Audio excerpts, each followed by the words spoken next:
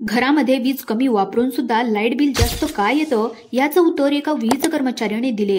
वीज बिल जास्त येण्याची कारणे आणि त्याचे सोपे उपाय। एका वीज कर्मचाऱ्याने सांगितले, सहसा कोणताच वीज कर्मचारी या गुपित गोष्टी कोणाला सांगत नाही, पण आमचा एक जवळचा वीज कर्मचारी मित्र आहे म्हणून त्यांनी काही आतल्या गोष्टी सांगितल्यात, आमच्या चुका सांगितल्यात, ज्यामुळे आमचं वीज बिल जास्त येत होतं। आम्ही त्याचं ऐकलं आणि ज्यामुळे आमचं 1000 रुपयाच्या आसपास येणारं लाईट बिल आता फक्त 170 रुपये आलं आहे। आम्हाला नेहमी प्रश्न पडायचा की अतिशय कमी लाईट वापरून सुद्धा आमचं लाईट बिल जास्त का येतंय, पण वीज कर्मचाऱ्यांनी सांगितलेल्या सूचनांचं आम्ही जेव्हापासून पालन केलं आणि त्यानंतर आमचं वीज बिल 80% कमी झालं।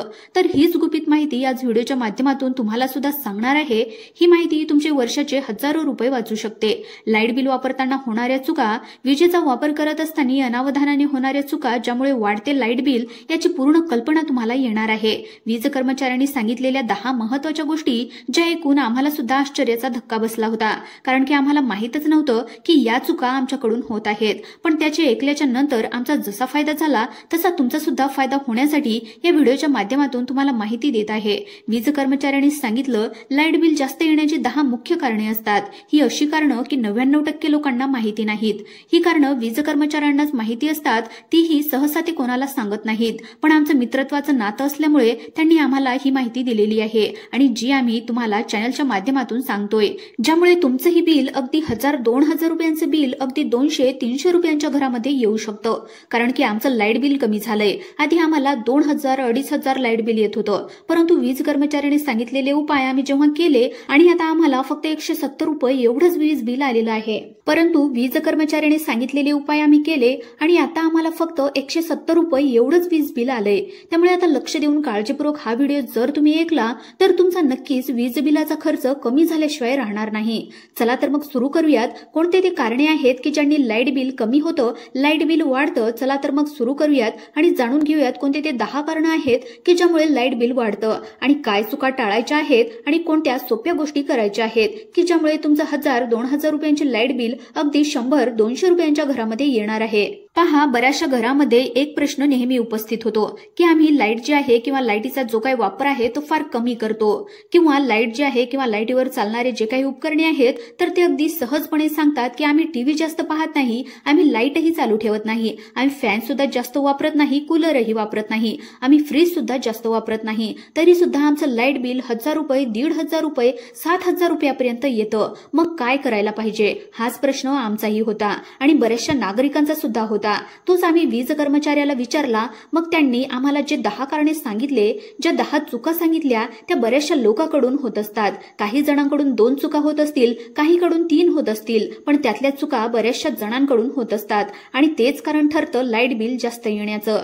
आता यामध्ये वीज कर्मचाऱ्यांनी 2 गोष्टी आम्हाला पहिल्यांदा सांगितल्या, 10 कारणं आणि त्याच्यावरचे उपाय तर सांगितलेत की जे तुमचं लाईट बिल आहे तर ते अगदी 1000 ते 2000 रुपये राहू शकतं। पण त्यांचं म्हणणं असं आलं की बऱ्याच वेळा काय होतं, बऱ्याचशा लोकांच्या निदर्शनास आलंय की घरामध्ये फक्त एखादा लाईट असतो, एखादा फॅन असतो, छोटासा टीव्ही असतो आणि त्यावेळेस देखील लोकांना 1000 रुपये लाईट बिल येतं। आणि काही लोकांच्या तर असं सुद्धा निदर्शनास आलेलं आहे की ते घर बंद करून गावाला जातात, कुठेतरी गावाला जातात, 20 दिवस 25 दिवस अगदी महिना गावाला जातात आणि तरी देखील त्यांचं लाईट बिल जे आहे तर ते 500 रुपये 1000 रुपये येत असतं। मग त्याच्या मागचं कारण काय आहे? तर त्याच्या मागचं कारण हे थोडंसं वेगळं आहे। जर तुम्हाला असं होत असेल की काहीच वापरत नाही आणि भरमसाठ लाईट बिल येतं तर तुम्हाला आता तक्रार करावी लागू शकते। मग ही तक्रार नेमकी कुठे करायची? तुमचा वापर नसतानाही लाईट बिल जास्त येतंय किंवा घर बंद असताना सुद्धा जर 1000 रुपये लाईट बिल येत असेल तर तुम्ही कशा पद्धतीने तक्रार करायची आहे तेही तुम्हाला या ठिकाणी सांगणार आहे। पण सगळ्यात महत्त्वाची गोष्ट की जे जनरल माणसं आहेत किंवा जे वापर करतात, थोडा बहुत वापर करतात, जपून करतात, पण त्यांचं म्हणणं आहे की त्यांचं लाईट बिल जास्त येतं, तर त्यांच्यासाठी 10 चुका कोणत्या आहेत ते सांगणार आहे। 10 चुकांनंतर त्याचे उपाय कसे करायचे ते सुद्धा सांगणार आहे। आता पहा, यातलं पहिलं कारण ज्याने लाईट बिल वाढतं किंवा पहिली चूक ज्याने लाईट बिल वाढत असतं, हे गॅरंटेड तुमच्या घरामध्ये सुद्धा होतच असणार आहे। लक्ष देऊन ऐका, तुमच्या घरामध्ये मोबाईल आहे तर मोबाईलला चार्जर आहे। आता बऱ्यापैकी आपण पाहिलं आहे की एका घरामध्ये 2 मोबाईल, 3 मोबाईल असतात. मग आता तुम्ही म्हणाल की मोबाईलचा आणि लाईट बिलाचा काय संबंध आहे? तर मोबाईल कशावर चार्ज होतो? तर लाईटवर चार्ज होतो. आता लाईटवर ज्यावेळेस मोबाईल चार्ज होतो तर बऱ्याच वेळा तुम्ही पाहिलं असेल की आपल्या घरातले जे सदस्य आहेत त्यांची एक सवय असते की मोबाईल कुठून तरी बाहेरून आलं की लाव चार्जरला. 10% जरी चार्जिंग असली, 90% जरी चार्जिंग असली तरी लाव चार्जिंगला, अशी एक सवय असते. अर्थात मग त्यानंतर मोबाईल चार्ज झाल्याच्या नंतर ते मोबाईल काढून घेतात. पण एक चूक ती नेहमी करत असतात. कोणती चूक करतात? तर ते चार्जरचं बटन जे आहे तर ते चालू ठेवतात. लक्षपूर्वक ऐका, चार्जरचं बटन चालू ठेवतात. ही चूक तुमच्याकडूनही होत असेल. आता तुम्ही म्हणाल त्याने काय एवढं व्हायला लागलं? छोटंसं तर चार्जर आहे, पण लक्षात घ्या ते चार्जर आहे. आता प्रत्येकाच्या घरामध्ये जर 4 मोबाईल असतील तर 4 सेपरेट चार्जर आले. सेपरेट चार्जर म्हणजे ज्यावेळेस बंद जरी असले तरी देखील त्याच्यामध्ये असणारा चार्जरच्या आतमध्ये असलेली जी काही यंत्रणा आहे तर ती यंत्रणा चालू असते आणि ती ऊर्जा म्हणजेच आपली लाईट खेचत असते. थोड्या थोड्या प्रमाणामध्ये ही दररोज थोडं थोडं करत तुमची चार्जिंग आहे, म्हणजे जे काही चार्जिंग होत नसताना सुद्धा ज्या वेळेस तुम्ही जे चार्जर आहे तर ते ऑन ठेवता तर त्यामध्ये ते ऊर्जा खेचत राहतं आणि त्यामुळे हळूहळू का होईना तुमचं लाईट बिल हे वाढत असतं. दुसरं हे सगळ्यात मोठं कारण आहे लाईट बिल वाढण्याचं. तुमच्या लक्षात आलेलं नसेल पण 99% घरामध्ये प्रॉब्लेम आहे या दुसऱ्या कारणाचा. ते कारण म्हणजे आता तुम्ही काय करता, तुम्ही तुमच्या घरामध्ये जर बोर्ड बसवलेले असतील तर त्या बोर्डमध्ये इंडिकेटर्स लावलेले आहेत. लक्षपूर्वक पहा, इंडिकेटर्स लावलेले आहेत की जे आपल्याला लाईट आहे की नाही असं दाखवतात.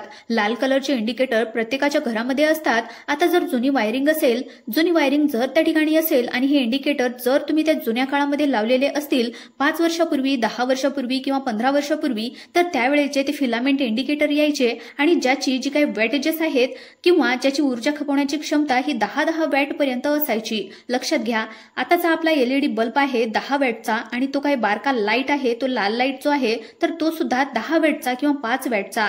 तर लक्षात घ्या, म्हणजे त्याच्या 2 जर आपण एकत्र केले तर एक जे आहे तर तुमचा लाईट चालू राहतो. म्हणजेच की तुमचा 24 तास जर त्या ठिकाणी तुमचे इंडिकेटर सुरू असतील तर 5 चोक 20, तर 20 वॅटचा जो काही लोड आहे तर तो तुमचा दिवस रात्र चालू राहतो. फक्त ज्यावेळेस लाईट जाईल त्याच वेळेस तो बंद असतो. तर पहा, तुमचं एवढं वीज बिल त्यांनी त्या ठिकाणी वाढणार आहे. म्हणजे तुमचे कमीत कमी 20 युनिट जे आहे तर ते फक्त इंडिकेटरने वाढणार आहे. तर तुम्ही काय करू शकता, हे इंडिकेटर नवे बनवून घ्या किंवा एलईडी लाईटवर आधारित इंडिकेटर त्या ठिकाणी तुम्ही बसवून घ्या. त्यानंतर तिसरं कारण जे आहे ते कोण तुम्हाला धक्का बसल्याशिवाय राहणार नाही, कारण की त्याच्यामध्ये काहीच बदलायचं नाही, फक्त एक गोष्ट हलवायची आहे. आता तुम्ही म्हणाल ही कोणती गोष्ट हलवायची? तुमच्या घरामध्ये फ्रीज आहे का? तर फ्रीज जे आहे ते बऱ्याचशा गृहिणी काय करतात, ते फ्रीज जे आहे तर ते फ्रीज भिंतीला चिटकवून ठेवतात. जागेच्या कमतरतेमुळे म्हणा किंवा त्यांना ते भिंतीला चिटकवलेलं चांगलं वाटत असेल, त्या म्हणतात गॅप ठेवून तरी काय करायचंय. पण लक्षात घ्या, फ्रीजच्या पाठीमागे जी यंत्रणा बसवलेली असते त्या यंत्रणेचं काम असतं फ्रीज मधली गरम हवा बाहेर काढणं. फ्रीज मधली यंत्रणा जेवढ्या वेगाने फ्रीज मधली गरम हवा बाहेर काढेल तितक्याच वेगाने फ्रीज मधलं वातावरण गार होईल आणि त्याला जितका वेळ लागेल तितक्या वेळा त्या फ्रीजचा कॉम्प्रेसर चालू बंद होईल. कॉम्प्रेसर जितक्या जास्त वेळा चालेल तितकी वीज बिल तुमची येईल. आता तुम्ही म्हणाल भिंतीला चिटकवून ठेवायचा आणि कॉम्प्रेसरचा लाईट बिलचा काय प्रश्न?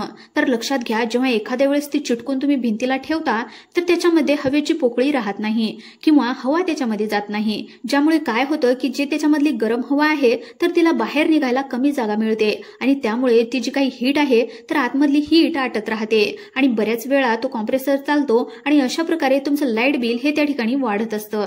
आणि बीएलडीसीचे फॅन हे मात्र 20 ते 30 वॅट पर्यंतचे असतात. जर जुन्या काळातले फॅन्स तुमचे असतील तर ते फॅन कदाचित फार मोठ्या वॅटचे होते, तर तुम्ही त्याला रिप्लेस करून बीएलडीसी फॅन घेऊ शकता. कारण काहीच काय राहतं की आमचा जुना फॅन आहे, आमच्या वडिलांचा आहे, आजोबांचा आहे, पण आता तो फॅन जो आहे तर तो साफसूफ करून तुम्ही एखाद्या पॅकिंगमध्ये ठेवू शकता.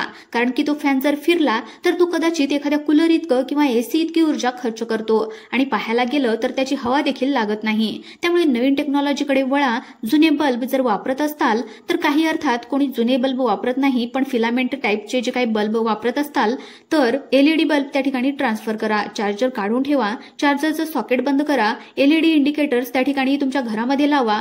तर अशा प्रकारची जी काही काळजी आहे तर ती प्रत्येक नागरिकाने जर घेतली तर प्रत्येकाचं वीज बिल कमी होऊ शकतं. तर असे भरपूर एक्सपर्ट असतील, इलेक्ट्रिकल इंजिनियर्स असतील, वीज कर्मचारी असतील, प्रत्येकाचं म्हणणं आहे वीज जपून वापरण्याबरोबरच अशा काही चुका आहेत ज्या नकळत होतात अनावधानाने होत असतात, याकडे आपलं लक्ष गेलं पाहिजे आणि त्याच उद्देशाने आम्ही हा व्हिडिओ बनवला आहे।